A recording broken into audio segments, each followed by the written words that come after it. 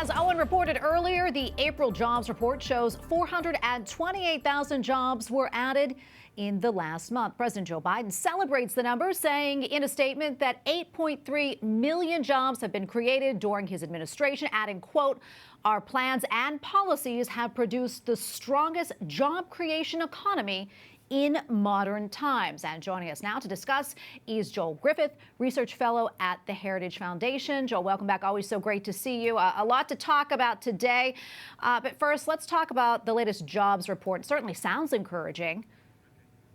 Yeah, the jobs report sounds encouraging, and of course, it's wonderful that more than 400,000 people returned to work last month.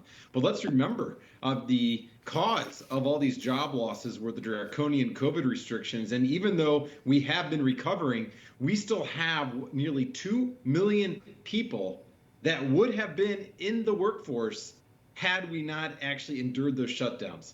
So we've got a long way to go. And if you poke a little bit beneath the surface of those numbers, you realize there's some big problems. Number one, we saw productivity plunge last quarter at the steepest rate since 1947.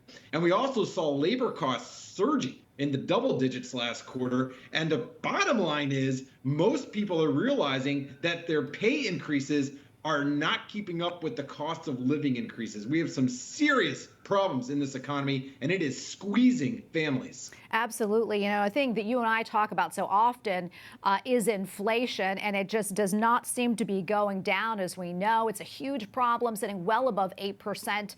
The reason why the Federal Reserve moved to raise a key interest rate this week. That said, Joel, explain to us how this is going to help inflation and what it will mean for us in terms of things such as mortgage rates and car loans. Well, look, what the Federal Reserve is claiming to be solving this problem, but they actually created this problem. The Federal Reserve printed more than $5 trillion over the past year. They funded the enormous expansion of government spending, and all those dollars are now circulating through the economy. So it's really put us in a really difficult spot.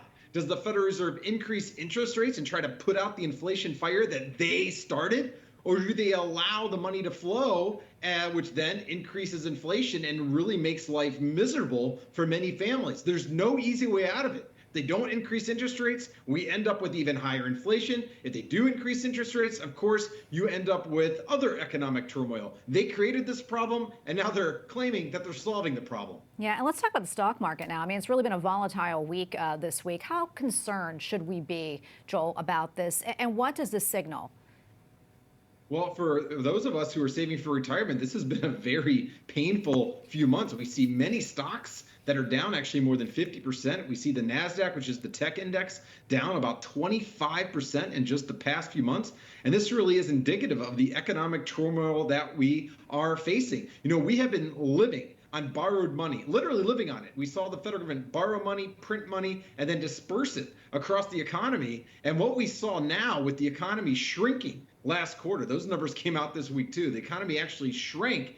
Well, that's because for a while we saw people just draining down their savings that they acquired during the shutdowns by staying in or by saving government benefits checks. And now those same consumers are being forced not just to drain their savings, but to actually increase their credit card debt and increase their line of credit on their homes. And now they're shackling themselves for decades to come. We're in serious problem. The way to prosperity is to allow businesses to invest. It's to allow productivity to increase with those investments. And we're seeing the wrong signals on all that. Productivity is plunging and prices are increasing, and the government continues to spend billions of dollars every day that it does not have. Yeah, you know, it's all very concerning. And kind of jumping off what you said, spending more money. As you know, President Biden recently asked for an additional $33 billion more in aid money to send to Ukraine. Of course, we know that country certainly needs help.